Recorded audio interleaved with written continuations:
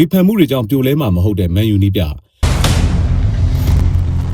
မန်ယူနီးပြမိုက်ကယ်ကရစ်ကသူ့အပေါ်ဝေဖန်ကြတာတွေကိုခေါင်းထဲမထည့်သလိုဝေဖန်မှုတွေကြောင့်ပြိုလဲမှာမဟုတ်ဘူးလို့လည်းပြောကြားလိုက်ပါတယ်။မိုက်ကယ်ကရစ်ကိုမန်ယူယာယီနီးပြဖြစ်ခန့်အပ်ခဲ့ချိန်မှာမန်ယူကန်တွင်ကစားသမားတူဖြစ်တဲ့ရန်ကိန်းကအောင်မြင်မှာမဟုတ်သလိုမန်ယူအတွက်စိုးရိမ်မိတယ်လို့ဝေဖန်ခဲ့သလိုနောက်ပိုင်းမှာလည်းရန်ကိန်းကဝေဖန်မှုတွေထပ်လုပ်ခဲ့တာပါ။မိုက်ကယ်ကရစ်အရှိပိုင်းမှာသူ့ဘော်ဝေဖန်ကြတာတွေကိုတုံ့ပြန်မှုတစုံတရာမလုပ်ခဲ့တာကြောင့်ပရိသတ်တွေကိုယ်တိုင်အံ့အားသင်ခဲ့ကြပါတယ်။အေဗာတန်နဲ့ကစားရမယ့်ပွဲအတွက်လုပ်ခဲ့တဲ့သတင်းစာရှင်းလင်းပွဲမှာတော့မိုက်ကယ်ကရစ်ကဝေဖန်တဲ့သူတွေဟာသူတို့မြင်တဲ့ရှုထောင့်ကနေသူတို့သိထားတဲ့အချက်တွေကိုအခြေခံပြောတာဖြစ်လို့မှန်ချင်းမားချင်းတွေကတူညီမှာမဟုတ်လို့သူ့အနေနဲ့ခေါင်းထဲမထည့်တယ်လို့ဝေဖန်မှုတွေကြောင့်ကိုယ့်အလုပ်ကိုထိခိုက်တာမျိုးလည်းဖြစ်ခံမှာမဟုတ်ဘူးလို့ပြောကြားခဲ့ပါတယ်။ဘောလုံးပွဲတွေကိုရင်ခုန်ကျင်တဲ့သူတွေအတွက်24နာရီလုံးဝန်ဆောင်မှုအပြည့်ပေးနေတဲ့ Kick-Off Arena Online Service ရှိပါတယ်။ 555 Mix နဲ့ iBet 789တို့အပါအဝင်မိတ်ဆွေတို့နှစ်သက်တဲ့ဘောလုံးနဲ့ပတ်သက်တဲ့ရင်ခုန်စရာဝန်ဆောင်မှုအားလုံးကိုရယူနိုင်ပါတယ်။စိတ်ဝင်စားတယ်ဆိုရင် Viber နံပါတ်